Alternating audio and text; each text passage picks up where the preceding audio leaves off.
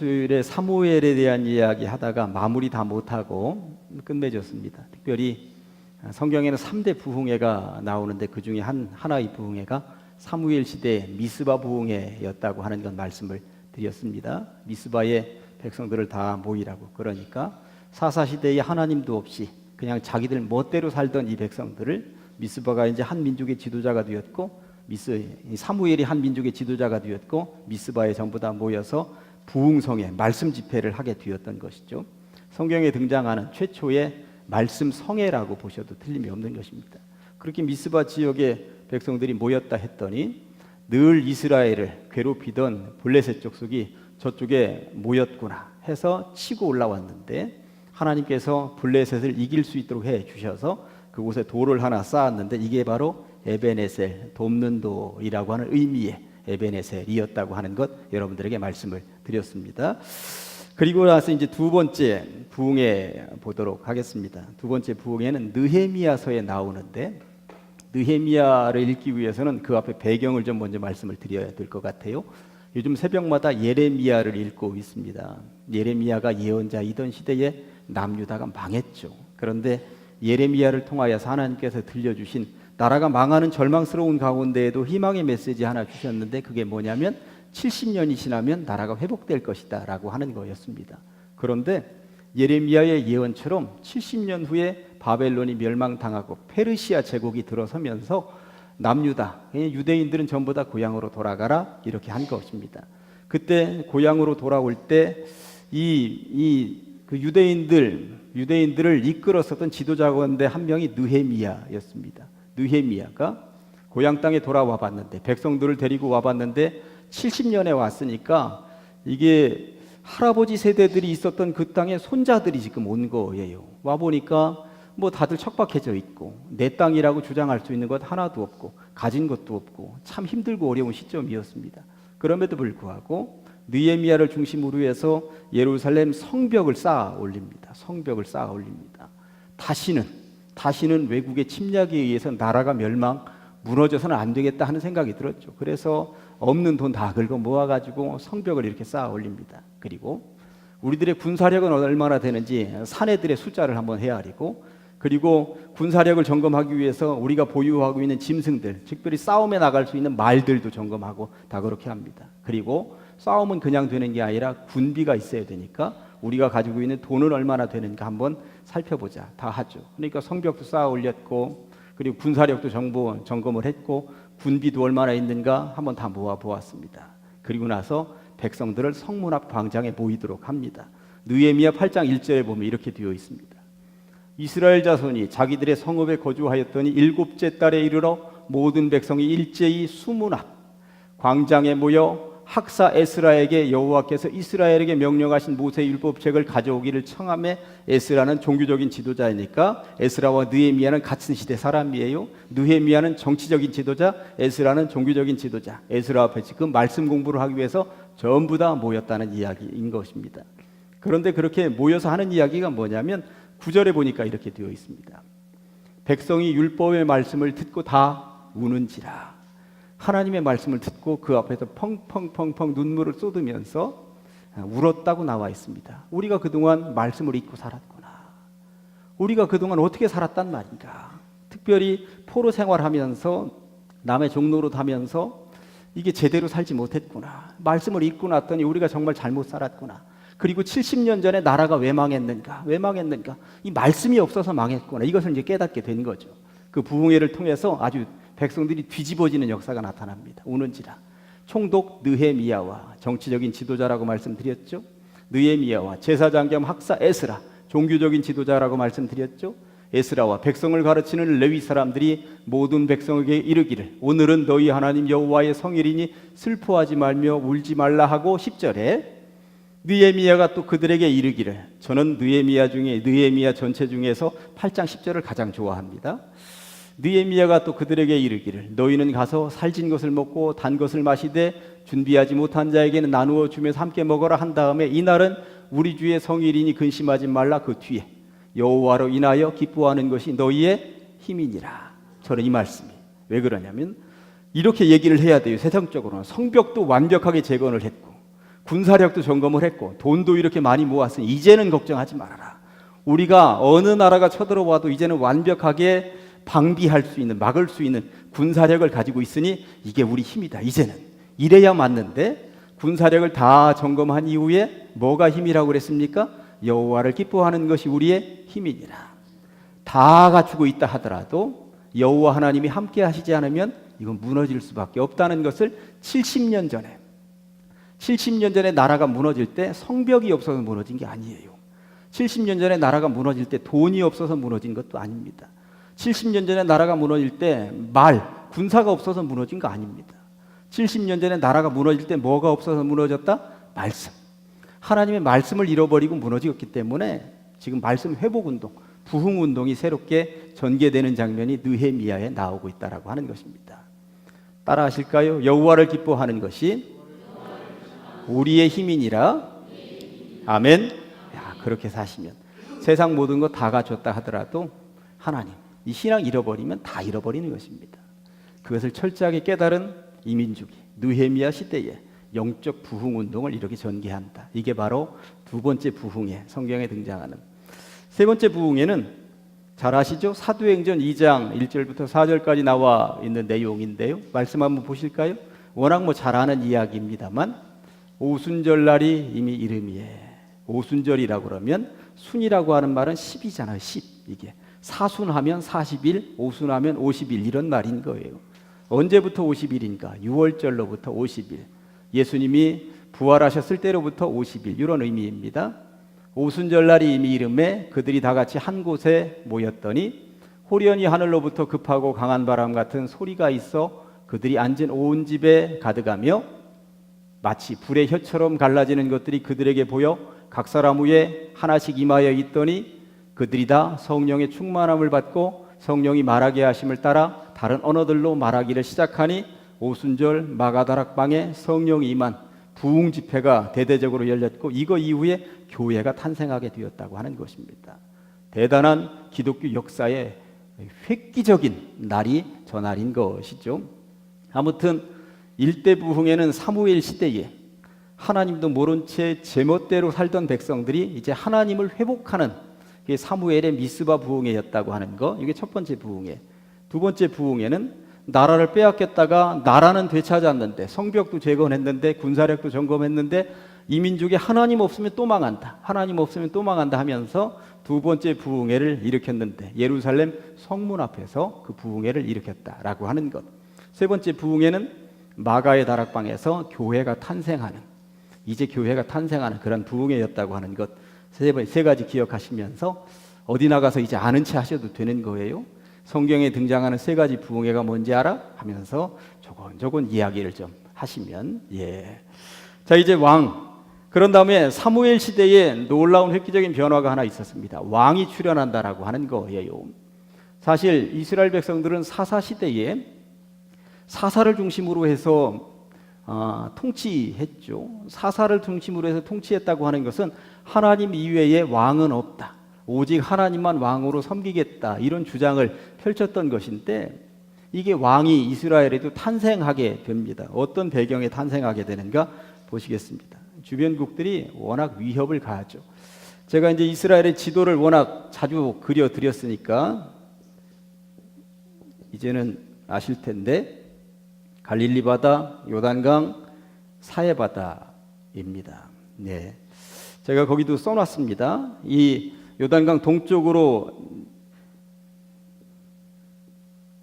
이렇게 네 민족이 이스라엘을 계속 치고 들어오면서 괴롭혔다고 말씀을 드렸어요. 꼭대기에는 아람이 있었습니다. 아람 나라 군대 장관 나아만이라고 워낙 잘 알려져 있습니다만 그 밑에는 암몬이 포진하고 있었습니다. 암몬. 그 밑에는 모압이 포진하고 있었습니다. 마지막 하나는 뭐가 포진하고 있었어요? 에돔이 포진하고 있었습니다. 이런 족속들이 포진하고 있으면서 계속 치고 들어오는 거예요. 사실 제가 가끔 설교 시간에 너무 눈에 보이기에 좋으면 너무 눈에 보기에 좋으면 한 번씩 의심해야 된다라고 말씀을 드렸던 적이 있었어요. 이스라엘 백성들이 이쪽에서 애굽 땅을 탈출해 나와서 이렇게 해서 요단강을 건너서 이쪽으로 들어가는 것 아닙니까?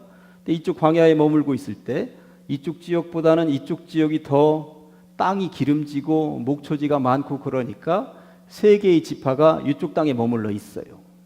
르우벤 지파, 갓 지파, 므낫세 반 지파가 이쪽 요단강 동쪽 땅에 머물러 있잖아요. 그런데 그렇게 땅이 좋으면 우리 눈에만 좋은 게 아니에요. 적들의 눈에도 보기 좋은 거예요. 그러니까 이쪽이 여기가 좋사오니 하고 머물러 있었던 르우벤, 갓, 므낫세는 이들의 침략에 늘 노출되어 있는 거예요. 이들의 침략에. 자기들만 좋은 게 아니라 이들도 어떻게든 이 땅 차지하고 싶은 거거든요. 그러니까 조금 있다가 이들이 어떻게 쳐들어오는지에 대한 이야기도 잠깐 해보도록 하겠습니다.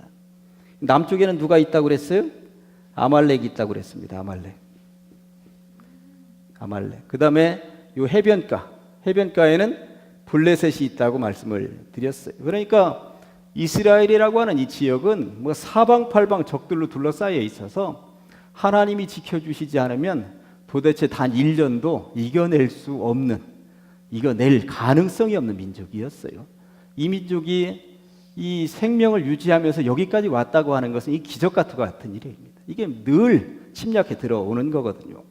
이런 주변국들이 침략해 들어오는데 여기에 머물러 있는 이스라엘 백성들이 볼 때 주변국들은 전부 다 왕을 보유하고 있어요. 왕이 앞에서 진두지휘하는 거 보니까 눈에 보이는 왕들이 멋있기도 하고 왕이 있으니까 강해 보이기도 하고 그러다 보니까 우리도 왕을 좀 세워달라고 이야기를 하는 거죠. 더군다나 가로 2번에 보니까 이게 사사시대를 경험했는데 사사시대는 제멋대로 살던 시대라고 말씀을 드렸는데 백성들만 제멋대로 사는 게 아니에요. 종교 지도자들도 제멋대로 살았습니다. 사무엘상 2장 12절 14절 한번 보여주실래요? 엘리의 아들들은 엘리가 누구예요? 사무엘을 길러낸 사무엘의 스승 당시의 제사장 아니었습니까? 엘리의 아들들은 행실이 나빠 여호와를 알지 못하더라. 엘리가 종교 지도자 최고 종교 지도자들인데 엘리의 아들들이 하나님을 알지 못했다고 나와 있습니다. 교회로 얘기하면 소중령 목사의 아들이 하나님을 알지 못했더라. 이 얘기인 거예요 지금. 어떻게? 그런데 문제는 그 제사장들이 엘리의 아들들이 제사장이야. 교회에서 아버지를 이어받아서 제사장을 하고 있어. 예배는 집리하고 있는 거예요. 그 제사장들이 백성에게 행하는 관습은 이러하니 곧 어떤 사람이 제사를 드리고 그 고기를 삶을 때에 제사장의 사환이 손에 세 살로 된 갈고리를 가지고 와서 그것으로 냄비에나 소대나 큰 소대나 가마에 찔러 넣어 갈고리에 걸려 나오는 것은 제사장이 자기 것으로 가지되 이게 중간에서 이제 옛날에 헌금 바구니 돌면 들어가서 이게 자기 손으로 들어가던 헌금 도둑들이 좀 있었죠. 우리 어릴 때 그랬다는 거예요. 엘리의 아들들이 고기를 중간에 낚아채는 일들이 있었다고 하는 것입니다. 이게 얼마나 못된 짓입니까? 얼마나 못된 짓입니까? 22절부터 24절은 참 아이들 앞에는 창피한 이야기인데 그래도 성경에 나오는 이야기니까 읽어봅니다. 엘리가 매우 늙었더니 그의 아들들이 온 이스라엘에게 행한 모든 일과 회막문에서 수종드는 여인들과 동침하였음을 듣고 그러니까 교회 안에서 이게 교회로 얘기하면 교회 안에서 일을 하는 교회 직원들이에요. 예배를 돕는 직원들. 그들에게 이르되 너희가 어찌하여 이런 일을 하느냐? 내가 너희의 악행을 이 모든 백성에게서 듣노라. 백성들이 와서 엘리에게 꼰질러 바치는 거죠. 당신 아들들이 이렇게 못된 일을 합니다. 내 아들들아 그리하지 말라. 내게 들리는 소문이 좋지 아니하니라. 너희가 여호와의 백성으로 범죄하게 하는 듯 하고 한번 훈계하는 듯 하고 끝납니다. 그리고 이 아들들이 계속 이렇게 못된 짓 하게 되는 거예요. 그러다 보니까 종교 지도자들이 이렇게 타락하니까 저런 종교 지도자들 못 믿겠다 하는 백성들의 분위기가 아주 팽배하게 그러니 우리도 왕을 좀 세워달라. 저런 종교 지도자들이 기도하면 하나님이 들어주시겠느냐. 우리도 왕을 좀 세워달라. 그런데 문제는 사무엘에게도 있었습니다. 사무엘도 보니까 사무엘상 8장 1절에서 3절까지 보면 이 장면은 참 안타까운 장면이에요. 사무엘하면 얼마나 멋진 사사이고 민족 지도자입니까? 사무엘이 늙음에 그러니까 사무엘도 엘리 사사 이어받아서 사무엘이 사사가 되어서 왕궁도 없이 월급도 받지 않고 밑에 군사도 두지 않고 온 나라를 사무엘이 다스리면서 사사 역할을 했는데 그의 아들들을 이스라엘 사사로 삼았어요. 그랬는데 장자의 이름은 유엘이요 차자의 이름은 아비야라. 그들이 브엘세바에서 사사가 되었는데 3절 그의 아들들이 자기 아버지의 행위를 따르지 아니하고 이익을 따라 뇌물을 받고 판결을 굽게 하니라. 사무엘에게 있어서 옥의 티가 있다면 자식 교육이었습니다. 사무엘에게 있어서 그의 자녀들도 참 올곧게 잘 길러냈더라면, 그러니까 엘리의 자식들이 저렇게 못나게 나간 것은 엘리도 참 대제사장으로서 올곧게 하지 못한 면이 있으니까 그 자식들이 그렇게 나간 거에 대해서는 그래도 그럴 수 있겠다 하는 생각이 드는데, 사무엘의 자식들이 저 모양으로 나간 건 참 너무나도 안타까운 장면 가운데 하나입니다. 사무엘이 왜 그랬을까? 모든 민족을 하나님께로 잘 이끌고 안내하는 역할을 했는데 사무엘이 자식 교육만큼은 잘 못 시켰구나 하는 생각이, 그러다 보니까 백성들이 왕을 세워달라고 하는 분위기가 더 팽배하게 불일 듯이 일어날 수밖에 없었다라고 하는 것이죠. 사무엘의 자식들만이라도 올곧게 제대로 제자리를 잡고 있고 사사로서의 역할을 충실하게 사무엘의 반토막만큼이라도 하고 있었더라면 왕을 세워달라는 분위기는 없었을 거예요. 그런데 이런 분위기다 보니까 사무엘상 8장 4절과 5절에 이스라엘 모든 장로가 모여 라마에 있는 사무엘에게 나아가서, 이 장면이 사무엘의 아들들이 못된 짓 한다는 이야기 바로 뒷장면입니다. 그러니까 이어지는 거죠.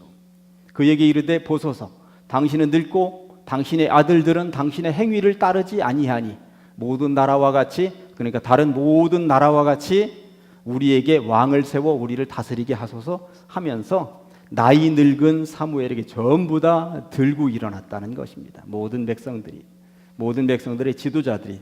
그러니 왕을 세우지 않을 수가 없었던 것이죠. 이 문제를 놓고 사무엘이 하나님 앞에 엄청나게 긴 기간 동안 기도합니다. 어떻게 할까요? 사무엘은 끝까지 왕 세우고 싶지 않았습니다. 왕 세우고 싶지 않았어요. 전통적으로 이 사사 체제로 나가는 그 체제 계속 이어가고 싶었던 거거든요. 그런데 하나님께서 그래, 왕 세워줘 봐라. 세울 수밖에 없는 분위기이니 왕 세우자꾸나 하고 사무엘을 설득해서 이제 왕을 세우게 되는 것입니다. 첫 번째 왕의 이름이 뭐였죠? 사울이었습니다. 사울. 거기 이제 자료에 써놨습니다만 사울에 대한 기본적인 정보 몇 가지만 알려드리면 베냐민 지파였다고 하는 것. 당시 이스라엘 민족은 12지파로 되어져 있었어요. 12지파로 되어져 있는 가운데 그 당시 어느 지파가 가장 기득권을 세게 가지고 있었냐면 에브라임 지파였다라고 하는 것, 제가 거듭 말씀을 드렸습니다. 여호수아도 에브라임이었고 사무엘도 에브라임이었습니다. 에브라임이 거의 주축적인 역할을 하고 있었는데, 그런데 지금 베냐민은 막내 지파입니다. 그리고 그 지파들 가운데 숫자상으로도 가장 적습니다. 얼마 되지도 않아요. 그러니 막내 지파의 가장 적은 숫자의 베냐민 지파에서 이게 왕이라고 사람이 뽑혀 올라온 거예요. 그 문제는 조금 이따 다시 한 번 더 이야기를 합니다. 그런데 오늘 성경 본문에 보니까 왕을 뽑는 제비 뽑았죠. 베냐민 지파가 나오고 베냐민 지파 가운데 사울이 이제 이름이 뽑혀 올라와서 왕으로 지명이 된 거예요. 성경의 사울에 대해서 외모는 이렇게 얘기하고 있습니다. 사무엘상 9장 2절에 기스라고 하는 사람에게 아들이 있으니 그의 이름은 사울이요 준수한 소년이라. 준수하다라고 하는 말이 국어사전에는 용모와 재능이 아주 빼어나다라고 되어 있습니다. 사실 나와 있습니다만 다른 백성들보다 어깨 위만큼 더 컸더라. 이게 머리 하나는 다른 사람들보다 더 위에 올라갔다. 그러니 장군감이었다고 하는 것이죠. 다른 나라의 왕들 보면 그래도 덩치가 이렇게 있는 사람들이 장군 역할, 왕 역할하고 그러지 않았겠어요? 그러다 보니까 일단 외형적으로 덩치가 있는 사람을 하나님께서 뽑아주셨겠구나 하는 생각이 드는 거예요. 당시의 왕은 어떻게든 밖에 나가서 전쟁해야 되는 거거든요. 전쟁해야 되니까 그래도 떡대가 좀 있는 사람으로 왕을 세우셨구나 하는 생각이 드는 것입니다. 그런데 오늘 본문에 보니까 이거는 읽지 않겠습니다. 본문을 읽었으니까 이게 사울이 딱 뽑혀 올라왔는데 이거 어디 숨어가지고 앞으로 안 나오는 거예요. 읽으셨죠? 본문으로? 부끄러워서. 그리고 당시에 이러한 겸손함, 그러한 것들이 그에게 있었겠구나 하는 생각이 드는 거죠. 저 같은 사람이 어떻게 왕이 되겠습니까? 창피해서 못 나오는 거죠. 그리고 당시 분위기들을 또 알고 있었던 것 같아요. 베냐민 지파는 막내 지파이고 나 같은 사람이 뭘 하겠는가, 이런 분위기에 앞으로 나서지 못합니다. 아무튼 그가 왕이 되었는데, 초기 사울 이야기 읽어보면 안타까운 장면이 몇 개 있어요. 사무엘상 10장 25절에 보면 왕이 되긴 했는데, 보세요. 왕이 되자마자 이야기입니다. 사무엘이 나라의 제도를 백성에게 말하고 책에 기록하여 여호와 앞에 두고 모든 백성을 각기 집으로 보내매 사울도 기브와 자기 집으로 갈 때에 왕이 되었는데, 어디 왕궁으로 가거나 어디 정해진 곳으로 가야 되는데 왕궁으로 안 가요. 어디로 가? 자기 집으로. 이게 사사 시대에는 사사들이 전부 다 자기 집으로 갔잖아요. 자기 집에서 통치했잖아요. 그러니까 지금 왕을 세워놓고 왕궁도 없는 거예요. 그냥 자기 집으로 가는 거죠. 그랬더니 마음이 하나님께 감동된 몇 명의 사람들이 함께 왕이다 하니까 추종해서 따라간 사람들은 있었다. 아무튼 왕궁으로 가지 않고 자기 집으로 갔다고 성경에 기록되어져 있습니다. 그러자 몇 명은 이렇게 따라갔는데, 문제는 27절입니다. 어떤 불량배는 이르되 이 사람이 어떻게 우리를 구원하겠느냐 하고 멸시하며 예물을 바치지 아니하였으나 그는 잠잠하였더라. 인정하지 않는 분위기들이 있었다라고 하는 것입니다. 사울이 어떻게 우리의 왕이 되겠느냐, 인정하지 않는 분위기들도 있었다라고 하는 것이죠. 에브라임 지파에서 뽑혀 올라왔거나 유다 지파에서 뽑혀 올라왔었더라면 저런 사람들은 없었을 것이다, 저는 생각을 해봅니다. 막내 지파에서 뽑혀 올라오니까 왕으로 인정하지 않겠다라고 하는 것이죠. 그런데 사울이 드디어 왕 역할을 하는, 인정받는 사건이 하나 탄생을 합니다. 전쟁에서 승리하는 이야기인데, 사무엘상 11장을 보면 사울이 왕으로 인정받을 수 있는 기회가 왔어요. 야베스 길르앗이라고 하는 곳이 여기 갈릴리 바다에서 이 사해 바다까지 3분의 1 정도 내려오면 여기에 야베스 길르앗이라고도 성경에 나오고 길르앗 야베스라고도 나옵니다. 지명이. 아무튼 길르앗 야베스든 야베스 길르앗이든 요 지역인데, 요 지역에 누가 쳐들어왔겠어요? 암몬이 쳐들어옵니다. 이렇게 요 족속이 암몬이 쳐들어옵니다. 그러자 사울이 군사력을 이끌고 가서 이곳에서 길르앗 야베스에 살고 있는 사람들 살려내죠. 암몬을 물리쳐버립니다. 아주 쫓아버립니다. 그러다 보니까 길르앗 야베스 사람들은 사울하면 대단한 왕이라고 추앙할 수밖에 없는 분위기가, 요 얘기 이제 조금 이따 다시 한번 나오니까 머릿속에다 기억해 놓고 있으세요. 길르앗 야베스 사람 이야기. 사무엘상 11장 11절과 12절에 보면 이렇게 되어 있습니다. 이튿날 사울이 백성을 3대로 나누고 새벽에 적진 한가운데로 들어가서 날이 더울 때까지 암몬 사람들을 치매 남은 자가 다 흩어져서 둘도 함께한 자가 없었더라. 백성이 사무엘에게 이르되 사울이 어찌 우리를 다스리겠느냐, 한 자가 누구니까? 사울 싸우는 거 보니까 대단하더이다. 왕인데 사울이 어떻게 우리의 왕이겠느냐라고 불평하던 사람들이 누굽니까? 끌어내소서, 우리가 죽이겠나이다 하면서 사울 하면서 사울이 진짜 이제 왕이 되었다.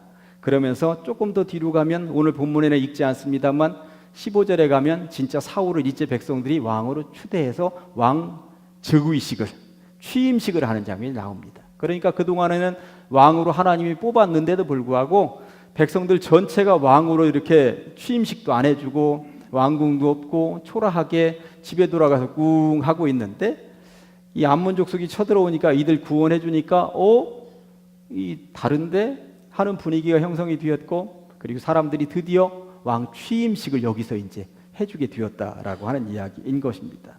그리고 나서 왕으로 제대로 취임식을 한 이후에 그때서야 사무엘이 물러납니다. 사무엘의 은퇴 이야기 볼까요? 사무엘이 은퇴하는데, 사무엘이 은퇴하면서 하는 이야기 연설이에요. 저는 은퇴합니다 하면서 하는 연설이에요. 사무엘이 온 이스라엘에게 이르되 보라, 너희가 내게 한 말을 내가 다 듣고 너희 위에 왕을 세웠더니 이제 왕이 너희 앞에 출입하느니라. 자, 이제 왕 취임식도 했고 너희 왕이다. 사울이 보라, 나는 늙어 머리가 휘어졌고 내 아들들도 너희와 함께 있느니라. 내가 어려서부터 오늘까지 너희 앞에 출입하였거니와 너희들을 통치하고 다스렸거니와 내가 여기 있나니 여호와 앞과 그의 기름 부음을 받은 자 앞에서 내게 대하여 증언하라. 내가 누구의 소를 빼앗았느냐, 누구의 나귀를 빼앗았느냐, 누구를 속였느냐, 누구를 압제하였느냐, 내 눈을 흐리게 하는 뇌물을 누구의 손에서 받았느냐, 그리하였으면 내가 그것을 너희에게 갚으리라 하니, 내가 얼마나 정직하게 나라를 통치했는지, 권력을 휘두르지 않았는지 너희들 다 증인이지. 누구라도 한 명이라도 내가 탈취한 것이 있으면 얘기해봐라. 아주 본인의 정직성에 대해서 얘기하는데, 그들이 이 얘기를 하는 이유가 뭘까요? 사울 들으라고 하는 이야기. 솔직히 내가 이 백성을 통치하는 수십 년 내내 단 한 번도. 그런데 왕이라고 하는 권력은 분명히 그럴 거거든요. 누군가 뺏기도 하고 권력을 가지고 휘두를 것이니까 지금 백성들이 들으라고 하지만 사울 들으라고 하는 이야기예요. 그랬더니 백성들이 뭐라고 합니까? 그들이 이르되 당신이 우리를 속이지 아니하였고 압제하지 아니하였고 누구의 손에서든지 아무것도 빼앗은 것이 없나이다 하니라. 백성들이 이렇게 하는 이유는 또 뭘까요? 요 얘기하면서 지금 왕으로 된 사울 들으라고 하는 소리예요. 우리들은 사무엘 같은 왕을 원합니다. 사울 들으라고. 사무엘이 백성에게 이르되 너희가 내 손에서 아무것도 찾아낸 것이 없음을, 빼앗은 것, 내가 도둑질한 것 없음을 여호와께서 너희에게 대하여 증언하시며 그의 기름 부음을 받은 자도 오늘 증언하느니라. 지금 기름 부음을 받은 자라고 하는 것은 새로 뽑혀 올라온 왕 사울에 대한 이야기잖아요.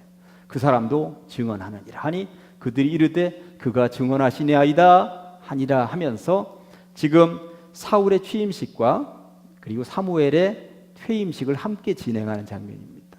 사울도 함께 있고 사무엘도 함께 있고, 아무튼 이런 장면이 여기에 기록되어져 있습니다. 그런데 사무엘이 참 올곧게 누구 거 하나 빼앗은 적 없이 올곧게 참 정직하게 통치하면서 사사 역할하면서 살았는데, 이후에 사울이 어찌 되는지는 여러분들도 잘 알고 있으신 내용이겠습니다만 그 장면은 다음 주에 봐야 될 것 같습니다. 여기 지금 큰 5번은 다음 주에 보도록 하겠습니다. 다만 큰 5번 후기 사울은 다음 주에 보되 6번 사울의 최후만은 살펴보고 다음 주에 후기 사울은 보도록 하겠습니다. 요 지도와 관련된 이야기가 있어서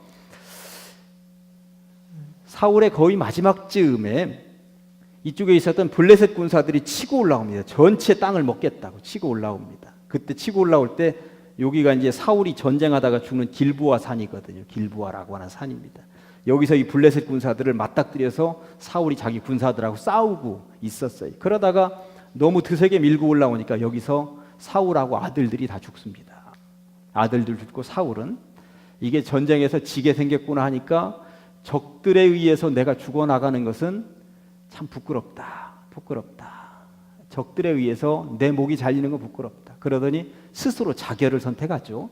사울이 스스로 자결을 선택합니다. 길보아에서. 그랬더니 이 블레셋 군대들이 사울의 시체를 이제 성벽에다가 이렇게 우리가 이겼다 하면서 그냥 매달아 버리는 일이 발생을 합니다.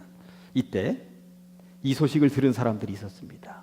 사울 하면은 그 사울이 은인 같은 사람들이 있잖아요. 어디예요? 여기 사람들. 길르한 야베스 사람들이 어떻게 하는가? 사무엘상 31장 11절에서 13절입니다. 길르한 야베스 주민들이 블레셋 사람들이 사울에게 행한 일을 듣고 성벽에다가 그냥 사울의 시체를 매달았다는 소식을 듣고 모든 장사들이 일어나 밤새도록 달려가서 사울의 시체와 그의 아들들의 시체를 벳산 성벽에서 내려가지고 야베스에 돌아가서 거기서 불사르고, 그러니까 화장했다는 이야기죠. 그의 뼈를 가져다가 야베스 에셀나무 아래에 장사하고 7일 동안 금식하였더라. 이런 말이 나와 있습니다. 그러한 야베스 사람들이 도움을 받더니 이 의리 지켰다는 이야기죠. 그래도 참 처참하게 불쌍하게 일대 왕으로서 죽어나가는데 그래도 이들이 그 불쌍한 사울 마지막 시신 거두어서 그렇게 했다는 이야기가 성경에 나와 있습니다. 이때 다윗은 어디 있었는가? 다음 왕인 다윗은 여기에 있었습니다. 여기쯤에. 다윗은 시글락이라고 하는 여기쯤에. 블레셋 다윗이 그 당시에 이 사울이 하도 전국적으로 쫓아다니니까 어디 숨을 데가 없는 거예요. 광야에도 숨어보고 굴속에도 숨어보고 사람들 속에도 숨어보는데 사울이 다윗 죽이겠다고 쫓아다니니까 곳곳에 다 숨어도 어디 숨을 데가 없으니까 어디로 숨어 들어가냐면 이 블레셋 적진에 숨어 들어가는 거잖아요. 적진에. 이 블레셋이 이 이스라엘을 치러 올라올 때에 꾀를 발휘해서 내가 어떻게 우리 민족을 치겠는가 해서 이 다윗은 여기 아말렉과의 전투를 해서 아말렉을 무찌르는 요 당시. 그러니까 블레셋은 이쪽 가서 이스라엘과 싸우고 다윗은 블레셋의 장수 노릇하면서 이쪽 가서 아말렉을 싸워서 이기다가 사울이 죽었다는 얘기를 듣죠.